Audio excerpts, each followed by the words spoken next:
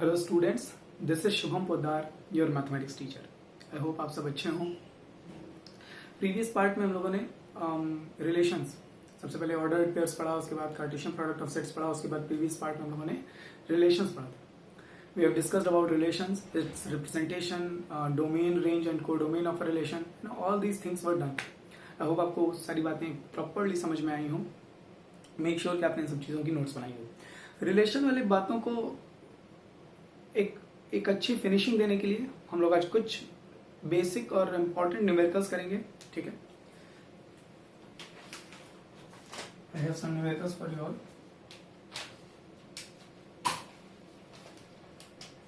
For example, question number 1, if we have a set A whose entries are, whose elements are 2, 3, 4, and we have another non-empty set B whose entries are A, B, C and D, and the question is how many relations are possible from A to B. ठीक है, so remember what do we mean by how many relations are possible from A to B. Relations क्या होते थे? Relation, any relation is a subset of, any relation from A to B is a subset of Cartesian product of A and B. ठीक है, relation is a subset of A Cartesian product B. Then we have to find how many relations are defined from A to B, है ना? That means we need to find how many subsets will be possible for A Cartesian product B. कितने subsets possible होंगे? अगर मुझे किसी तरह से A Cartesian product B की कार्डिनलिटी मिल जाती है, then we can find the number of subsets for A Cartesian product B. और आप याद कीजिए, please remember that cardinality of A यहाँ पे कितनी दी हुई है? 3. Cardinality of B यहाँ कितनी दी हुई है? 4. Then cardinality of A Cartesian product B will be, कितने ऑर्डर्ड पेयर्स बनेंगे? 3, 4 जा 12। ये सब बातें क्लियर होनी चाहिए। And now we know that how many elements are there in A Cartesian product B? 12. Hence, यहाँ लिख दो, hence total number of relations from A to B is equal to, अगर A Cartesian product B में 12 elements हैं, then total number of subsets of A Cartesian product B 2 to the power n, formula याद कीजिए, 2 to the power 12. This is the answer. इतने सारे relation बनेंगे, 2 raised to the power 12, बहुत बड़ा number है ये, है ना? इतने सारे रिलेशंस बनेंगे हर A Cartesian product B, मतलब इन 12 एलिमेंट्स के साथ जितने भी सबसेट्स आएंगे, every subset will be a relation. और हमसे बस पूछा गया है how many relations are possible, कितनी पॉसिबिलिटी है ए से बी के लिए। So there will be 2 to the power 12 relations that can be defined from set A to set B. If you want then just take a screenshot, and I hope आपको ये question समझ में आया। Okay, I am listening this.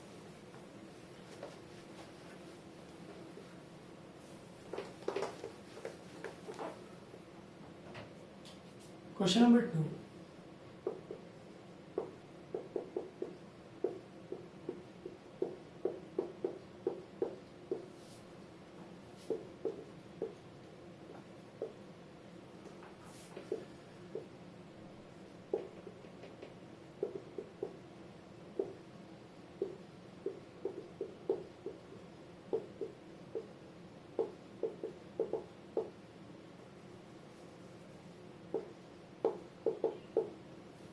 ये बड़ा unique question है। Unique क्या मतलब, हमने बस अभी जाना नहीं, अभी हमें पता चल जाएगा तो फिर सब खत्म। हमको एक सेट दिया गया A and the entries are A, E, I, O, U, the vowels of English alphabet. Then how many relations are possible, are defined on A? अब यहाँ कंफ्यूजन क्या होता है कि सर दूसरा सेट कहाँ गया, है ना? ये तो खाली एक ही सेट दिया था। अब तो देखिए, जब भी ऐसे लिखा है ना कि रिलेशंस डिफाइंड ऑन A, अगर 2 सेट दिए रहते तो कैसे लिखा? How many relations are possible from A to B। और अगर ऐसे पूछा then how many relations are defined on A या how many relations are possible on A, तो ऑन ए का मतलब है on A means that from A to A, मतलब ए के एलिमेंट्स का हम ए के एलिमेंट से ही रिलेट कर रहे हैं, ठीक है। यानी कि इस कंडीशन में जो भी रिलेशन बनेगा, ठीक है, every relation will be a subset of A Cartesian product ए, मतलब हम ए के एलिमेंट्स को ए के एलिमेंट से ही रिलेट कर रहे हैं, ठीक है। Every ordered pair will consist of elements of A and elements of A. समझ आ रही? जैसे मान लीजिए 1 2 3 दिया हुआ है, ठीक, और छोटा करो यार, तो ए कार्टेशियन प्रोडक्ट ए क्या आ जाएगा? 1 1 1 2 2 1 2 2, है ना, ये वाली बात हो जाएगी। तो अगर ए की कार्डिनैलिटी 2 है तो ए कार्टेशियन प्रोडक्ट बी की कार्डिनैलिटी 2 इंटू 2 4 हो जाएगी। And total number of relations बड़ा सिंपल है। So here we can see that cardinality of A is 5, hence cardinality of A Cartesian product A is equal to 5 into 5, that is 25. Total relations that can be defined from A to A, ठीक है, या ऐसे भी लिखा जाता है, और on A, total number of relation that can be defined on A या फ्रॉम ए टू ए की बात है, is equal to 2 raise to the power. अगर ए कार्टेशियन प्रोडक्ट में 25 एलिमेंट्स है तो कितने सबसेट्स बनेंगे? 2 रेज टू द पावर 25, ठीक है। अभी इससे पहले वाले में तो 2 टू द पावर 12 आ रहा था, यहाँ तो such a large number of relations are possible on A. This is the answer. I hope आपको ये समझ में आया हो। So I am erasing this. CPS Chandra public school Mau के जो भी स्टूडेंट्स ये वीडियोस देख रहे हैं वो इन न्यूमेरिकल्स को अपनी नोटबुक पे रखेंगे। क्वेश्चन नंबर 3,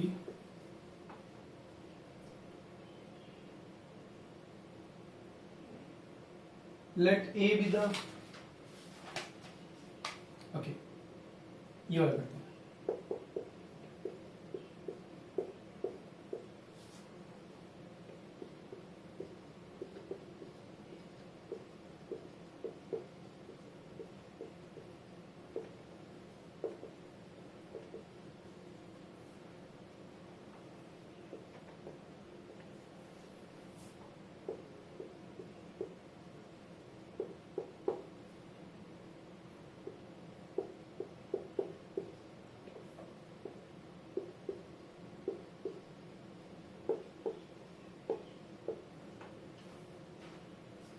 एक बात ध्यान रखिए, अगर कहीं क्वेश्चन में ऐसे आर बनाया है डबल लाइन ड्रॉ करके, या बोल्ड लेटर आर जो है वो बोल्ड बनाया हो, है ना, बोल्ड लेटर्स में ड्रॉन हो, आई होप आप मेरी बात समझ रहे हैं, तो उसे आप कहेंगे सेट ऑफ रियल नंबर्स। और अगर सिंपली आर लिखा हुआ है तो वो रिलेशन को इंडिकेट करता है। स्टैंडर्ड टर्मिनोलॉजी यही है, चाहे एनसीईआरटी हो या बाकी स्टैंडर्ड राइटर्स हो, पब्लिकेशन हाउसेज हो, वो इसी तरह से चीजों को, वरना आर में और आर रिलेशन में और रियल नंबर्स के सेट में कोई डिफरेंस और कंफ्यूजन होने लगेगा, ये सेट ऑफ रियल नंबर्स की बात कर रहे हैं, ठीक है। कहीं कहीं तो ऑटोमेटिकली अंडरस्टूड हो जाता है, बट कहीं कहीं कभी कभी डाउट होता है, तो उस केस में आप ये ध्यान दीजिए कि आर को किस तरह से लिखा है। खैर, वी हैव अ रिलेशन, देखिए यार we have a relation, ये set of real numbers नहीं, we have a relation is equal to और set of ordered pairs, ठीक है। set of ordered pairs में ये first component A है और second component A cube है, such that A is a prime number less than 5, मतलब इसका first component क्या है? 5 से कम prime number। तो क्यों ना मैं ये तो सेट बिल्डर फॉर्म है, मैं इसको अगर पॉसिबल हो तो मैं इसको रोस्टर मेथड में लिख लेता हूँ, रोस्टर फॉर्म में लिख लेता हूँ। प्राइम नंबर लेस देन 5 कौन कौन सा है? 2 3, देखिए लेस देन 5 लिखा है, 5 से कम। अगर ये लिख देता लेस देन इक्वल्स टू 5 तो 5 को भी इंक्लूड करते, है ना। आई होप ये समझ में आ रहा है। अगर ये लिखा होता लेस देन इक्वल्स टू 5 तो आप 5 को भी इंक्लूड करते। यहाँ पर स्ट्रिक्टली लिखा हुआ है कि prime A is a prime number less than 5, तो 5 को इंक्लूड नहीं करते। ये दो ऑर्डर्ड पेयर्स होंगे। अगर a की वैल्यू 2 है तो सेकंड कंपोनेंट क्या आएगा, a क्यूब मतलब 8। अगर फर्स्ट कंपोनेंट 3 है तो second component will be a cube that is 27। Okay, यहाँ क्वेश्चन पूछा find the range of relation. अब याद कीजिए डोमेन रेंज क्या होती थी, the set of first element of every ordered pair, all the ordered pairs, the set of first element या first component of all the ordered pairs. तो domain अगर मुझसे पूछा जाए domain of relation is equal to first component 2 3, और अगर हमसे पूछा जाए रेंज ऑफ रिलेशन हम बताएंगे 8 एंड 27। आई होप आपको ये समझ में आ रहा हो। ओके,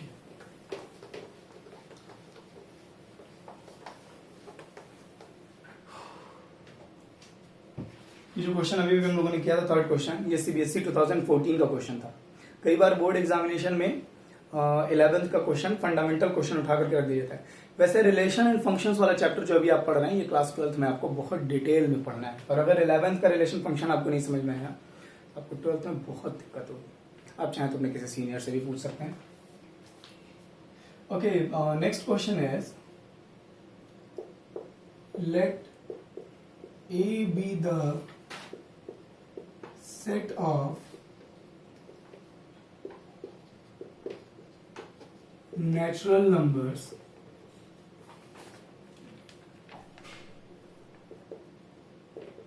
less than 11, ये 11 लिखा हुआ है and a relation R is defined and relation R on A is defined as R is equal to ordered pair of xy such that x plus 2y is equals to 10। ठीक है, तो आपसे पूछा जा रहा है domain range, domain of relation, range of relation and को domain of relation. अगर आपको वीडियोस अभी तक समझ में आए हैं तो यहाँ वीडियो पॉज कीजिए और इस क्वेश्चन को सॉल्व करने की कोशिश कीजिए। ये क्वेश्चन भी सीबीएसई 2014 बोर्ड एग्जामिनेशन में आया हुआ है। ओके, तो मैं उम्मीद करूंगा कि आप यहाँ वीडियो पॉज करके क्वेश्चन सॉल्व कर रहे हो। मैं इसे आगे सॉल्व कर रहा हूँ, देखते हैं क्या होगा ये। तो अगर आप समझ रहे हो तो यहाँ जो रिलेशन है वो कहां से कहां तक डिफाइंड है, ए से ए में डिफाइंड है ना। The relation is defined from A to A. क्या यहाँ क्या लिखा हुआ है, रिलेशन आर ऑन ए लिखा हुआ है। ऑन ए मतलब फर्स्ट सेट, जिस सेट के एलिमेंट को जिस सेट से रिलेट कर रहा है, जिस सेट के एलिमेंट से, वो दोनों सेट्स एक ही हैं और वो ए है। और ए क्या था, set of natural numbers less than 11। Less than 11 मतलब लेस देन 11 मींस 1 2 3 4 to 10 तक। ओके, तो आई थिंक ये सारी चीजें बिल्कुल क्लियर होनी चाहिए आपको कि क्या बताया जा रहा है। सो एक बात तो पक्की है कि अच्छा ठीक है, आपको ये समझ में आना चाहिए कि डोमेन, रेंज और कोडोमेन बताना है। कोडोमेन कौन होता था, ये हम रिलेशन डिफाइन कर रहे हैं कहां से कहां तक, ए से ए में। कोडोमेन कौन होता था, ये सेकंड वाला सेट जिसके एलिमेंट्स रिलेट हो रहे हैं, जिसमें हमको आउटपुट मिलेगा। ये इनपुट वाला सेट है और ये आउटपुट वाला सेट है। आउटपुट हमको इसमें मिलेगा ना कि जो सेकंड सेट है हमारा, ठीक है, ये सेट हमारा क्या होगा, this set will be codomain. तो इसका आंसर, एक तो आंसर बिल्कुल क्लियर है, codomain will be the set A itself. अब आपको ये समझ में आ रहा हो। अगर आपको ये बात मेरी नहीं समझ में आ रही है तो प्लीज रिलेशन वाला चैप्टर जो लेक्चर है रिलेशंस वाला, इससे प्रीवियस वाला जो लेक्चर है उसे फिर से देखिए। This is very important that you understand about domain, range and codomain of relation. Okay, ये डोमेन, रेंज, कोडोमेन आपको फिर फंक्शंस में भी पढ़ना है। अगर आपको रिलेशन नहीं समझ में आएगा तो फंक्शंस बिल्कुल नहीं समझ में आएंगे। खैर, तो ये जो फर्स्ट कंपोनेंट है, ये फर्स्ट कंपोनेंट आएगा ए से, और ये जो सेकंड कंपोनेंट आएगा ये भी ए से ही आएगा। तो मैं ए को पहले डिटेल में लिख ले रहा हूं। सेट ए हमारा है 1 to set of all natural numbers less than 11। This is a, this is the set ए। चलिए, आर को मैं कोशिश करता हूं, ठीक है, आर को मैं कोशिश करता हूं रोस्टर फॉर्म में लिखने की। अगर मैंने एक्स की वैल्यू 1 ली, भाई हमको इनपुट कहां से देना है, ये फर्स्ट कंपोनेंट कहां से सेलेक्ट होगा, ए से। तो हम पहले एक्स की वैल्यू वन रख ले रहे हैं, ये फाइनाइट सेट है तो फाइनाइट ही आना है, इसीलिए मैं इसको रोस्टर फॉर्म में लिखने की कोशिश कर रहा हूं। अगर एक्स की वैल्यू आप 1 पुट कर रहे हैं तो यहाँ एक्स की वैल्यू 1 पुट किया, 1 उधर जाकर के माइनस हो जाएगा, 9 आएगा, 9 में 2 से डिवाइड करूंगा तो अगर आप x की वैल्यू 1 पुट करते हैं तो y की वैल्यू आप खुद यहाँ x की वैल्यू 1 पुट कीजिए, यहां से y की वैल्यू निकाल के देखिए, y की वैल्यू क्या आएगी 9/2। लेकिन क्या ये सेकंड कंपोनेंट, देखिए आउटपुट हमको किसमें मिलना चाहिए, इनपुट हमारा कहां से है, a से, और आउटपुट हमको किसमें मिलना चाहिए, a में ही मिलना चाहिए। क्या 9/2 नेचुरल नंबर है, क्या 9/2 इस सेट में है, नहीं है। इसका मतलब हमको 1 का कोई आउटपुट नहीं मिल रहा है। ये जो भी रिलेशन है इसमें 1 वाला कोई ऑर्डर्ड पेयर नहीं है। ओके, अगर आप x की वैल्यू फर्स्ट कंपोनेंट 2 ले रहे हैं तो यहां 2 रखिए, x की वैल्यू 2 उधर जाके सब्ट्रैक्ट लेगा 8 में 2 से डिवाइड करेंगे तो y की वैल्यू क्या आ जाएगी 4। क्या ये एलिमेंट a से और ये एलिमेंट a में है, क्या इनपुट और आउटपुट दोनों हमारा a में आ रहा है, यस। तो ये कंपोनेंट हमारा वैलिड है, ये ऑर्डर्ड पेयर r में होगा, this ordered pair will be in r। चलिए इसी तरीके से देखिए x की वैल्यू 3, यहां 3 रखूंगा तो इधर जाके माइनस हो जाएगा, 7 आएगा, y की वैल्यू आ जाएगी 7/2, फिर गड़बड़ होगी। ये जो आउटपुट आना है हमारा, ये भी किसमें आना चाहिए, कौन से सेट में आना चाहिए, a में आना चाहिए। क्या 7/2 नेचुरल नंबर है, नहीं। इसी तरह से आप देखेंगे तो आपको एक आउटपुट 4 के लिए मिलेगा लेकिन 5 के लिए नहीं मिलेगा, ऑड नंबर्स के लिए आउटपुट नहीं मिलेंगे आपको। नेक्स्ट आउटपुट मुझे मिलेगा 4 के लिए, x की वैल्यू 4 रखिए, 6 आएगा, 3, 5 के लिए कोई आउटपुट नहीं मिलेगा, 6 रखिए, 2 आएगा, 7 के लिए कोई आउटपुट नहीं मिलेगा, 8 रखिए, 2 आएगा, 1, और 9 के लिए कोई आउटपुट नहीं मिलेगा, 10 रखिए, 10 - 10 0, 10 के लिए आपको आउटपुट मिलेगा 0। तो हमारा रिलेशन कौन हुआ, हमारा रिलेशन है जिसमें कितने ऑर्डर पेयर्स हैं, 1 2 3 4 and 5, only 5 order pairs are there, 2 4 4 3 6 2 8 8 1 and 10 0। 1 and 9/2 नहीं बिलोंग करेगा, 3 7/2 नहीं आ रहा है, 5 वाला कोई ऑर्डर पेयर नहीं आएगा, 6 से भी 7 से भी कोई नहीं आएगा, क्योंकि जो सेकंड कंपोनेंट आ रहा है ना वो ए में नहीं आ रहा है। आई होप आपको ये समझ में आ रहा हो कि ये रिलेशन हमने रोस्टर फॉर्म में कैसे लिखा है। अच्छा, अब तो बड़ा सिंपल हो गया, जब हमको देखिए ये जो सेट था ना ए, ये फाइनाइट सेट था, छोटा सा सेट था, तो इस पर जितने रिलेशन बनेंगे वो फाइनाइट होंगे, तो इसलिए मैंने इसको रोस्टर फॉर्म में लिखने के बारे में सोचा। अगर इनफाइनाइट सेट होता, अगर ये लिखा होता कि the set A is a natural numbers, the set of natural numbers, ये नहीं लिखा होता लेस देन 11, तो नेचुरल नंबर का सेट तो बहुत बड़ा हो जाएगा। अगर इनफाइनाइट सेट हो गया तो रिलेशन को आप ऑर्डर रोस्टर फॉर्म में लिखना बिल्कुल बेवकूफी है ना, क्योंकि वो तो रिपीट होते जाएंगे। तो आपको ये समझना होता है कि कब हम रोस्टर फॉर्म को अप्रोच करें, जब हमारा सेट इनफाइनाइट सेट ना हो बल्कि फाइनाइट सेट हो, फाइनाइट में भी छोटा सेट हो, 10 एलिमेंट्स हो, 12 एलिमेंट्स हो, इतने तक, तो हम रोस्टर मेथड के बारे में सोच सकते हैं। ठीक है, तो domain of relation, quite simple. Domain of relation मतलब set of all, the set of first elements of all the ordered pairs, मतलब कौन कौन दिखाई दे रहा है आपको, 2 4 6 8 एंड 10, सॉरी ठीक है, कर्ली ब्रैकेट है यार। एंड रेंज ऑफ रिलेशन,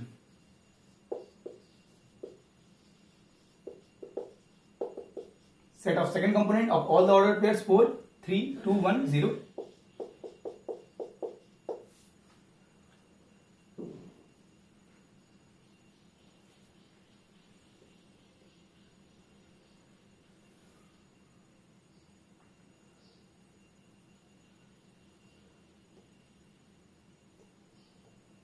ठीक है, सो 4 3 2 1 0 4 0 1 2 3 4 ऐसे लिख रहा है। चलो ठीक है, तो ये हो गया हमारा डोमेन, फर्स्ट एलिमेंट्स का सेट, और ये रेंज सेकंड एलिमेंट्स का सेट। और कोडोमेन क्या हो जाएगा यार, ये दिख रहा है आप लोगों को, हाँ ठीक है। कोडोमेन क्या हो जाएगा, कोडोमेन हो जाएगा हमारा set A, the set A itself, यही कोडोमेन। तो आई होप आपको ये पूरा लेक्चर समझ में आया हो, है ना। रिलेशन क्या है, डोमेन कैसे निकालनी है, रेंज कैसे निकालनी है, कोडोमेन क्या है, आई होप आपको ये सब बातें समझ में आई हो। कई बार ए से बी में रिलेशन डिफाइन होता है, कई बार ए से ए में ही रिलेशन डिफाइन हो सकता है, किसी सेट से उसी सेट के एलिमेंट्स को हम रिलेट कर सकते हैं। इस तरह की चीजें आज हम लोगों ने देखी। आई होप आपका ये लेक्चर करने के बाद, ठीक है, इस न्यूमेरिकल को करने के बाद आप रिलेशन को अच्छा फिनिश दे पाएंगे. Now I have to say something to all the 11th students. ठीक है, जो भी स्टूडेंट्स क्लासेस ले रहे हैं, ऑनलाइन क्लासेस ले रहे हैं, देखिए जब ऑफलाइन क्लासेस होती हैं तो टीचर्स के लिए ना स्टूडेंट्स का रिस्पांस बहुत जरूरी होता है. ठीक है, जब ऑफलाइन क्लासेस होती हैं तो हम लोग आपका रिस्पांस देख पाते हैं कि आप कितना कॉन्फिडेंटली लेक्चर अटेंड कर रहे हैं. ठीक है, आपका चेहरा बताता है कि आप कितना % ग्रैब कर रहे हैं. कई स्टूडेंट्स बहुत कंफ्यूज होते हैं तो हम लोग को लगता है कि लग रहा है समझ में नहीं आ रहा आपको, तो हम लोग फिर दूसरे तरीके से बताते हैं. बट ऑनलाइन क्लास की वजह से दिस इज नॉट पॉसिबल ना कि मैं आप लोगों के एक्सप्रेशन देख पाऊँ. ठीक है, आपका रिस्पॉन्स मुझे नहीं मिल रहा है. सो आप लोगों को सबको एक काम करना है, जो भी स्टूडेंट्स वीडियोस एक्सेस कर रहे हैं, ऑनलाइन क्लासेस ले रहे हैं, आप मेरे एक्सप्रेशन तो देख पाते हैं, लेकिन हम लोगों के लिए, मेरे लिए बेहद जरूरी है जानना कि आप लोगों को लेक्चर कितना % डिलीवर हो रहा है. ठीक है, आप कितना ग्रैब कर पा रहे हैं उसे. This is very important. ठीक है, और अगर ऐसा है कि आप लोगों को लेक्चर नहीं समझ में आ रहा है, या मैं तेज पढ़ा रहा हूँ, या मैं काफी स्लो पढ़ा रहा हूँ, या इस तरह की चीज है, तो वो मेरे लिए जानना बहुत जरूरी है. दिस इज वाई सारे स्टूडेंट्स, ठीक है, अपना रिस्पॉन्स जरूर एंटर करेंगे. कैसे एंटर करेंगे? कमेंट करके. जो भी चंद्रा पब्लिक स्कूल मऊ के जो भी स्टूडेंट्स हैं वो अपना response classroom, Google classroom app पर, जहां वो रजिस्टर्ड हैं, जहां वो, ठीक है, ग्रुप्ड हैं, वहां पर आप अपना कमेंट पर्टिकुलर लेक्चर के लिए कीजिए. किस तरीके से रिस्पॉन्स देंगे? अंडरस्टूड सर, डन सर, समझ गया सर, समझ गई सर, इस तरह से. You don't need to tell about the lecture. ठीक है, कि लेक्चर कैसा था, अच्छा था, बुरा था, ये सब बताने की जरूरत नहीं है. आपको कैसा समझ में आया आपको ये बताना है. ठीक है. सेकेंड चीज, डाउट्स. अगर आपको लेक्चर करने के दरमियान, ठीक है, कहीं पर भी, ठीक है, अगर आपको कहीं कोई प्रॉब्लम हो रही हो, या मेरा कोई स्टेटमेंट नहीं समझ में आया, या कोई लॉजिक नहीं समझ में आया, तो आप टाइम स्पेसिफाई कीजिए. ठीक है, कि सर 8 मिनट 33 सेकंड पर आपने जो कहा, ये जो आप बता रहे हैं, या जो लाइन आपको नहीं समझ में आई वो line as it is comment करके लिख करके मुझे बता दीजिए कि सर ये बात नहीं समझ में आ रही है. आप अपना डाउट जितना स्पेसिफाई रखेंगे, जितना प्रिसाइसली डिफाइन करेंगे, मैं कमेंट करके ही पॉसिबल होगा मेरे लिए कि मैं कमेंट करके ही उसको सॉल्व कर पाऊं. सो 2 बातों का आपको ध्यान रखना है. पहला रिस्पॉन्स और दूसरा doubts. Chandra public school Mau के स्टूडेंट्स अपना रिस्पॉन्स गूगल क्लासरूम ऐप पर देंगे. यूट्यूब पर कोई कमेंट नहीं करेगा. ओके. आई होप आपको आज का लेक्चर समझ में आया हो. आई होप आपको ऑर्डर्ड पेयर से Cartesian product and Cartesian product से रिलेशन ऑफ सेट्स, आप एक आउटलाइन ड्रॉ कर पा रहे हो, आप एक कॉन्सेप्ट बिल्ड कर पा रहे हो कि हम कहां से चलते हुए कहां की ओर बढ़ रहे हैं. Hope for the best. खूब पढ़ाई कीजिए, खूब मेहनत कीजिए, खूब खुश रहिए. बाय.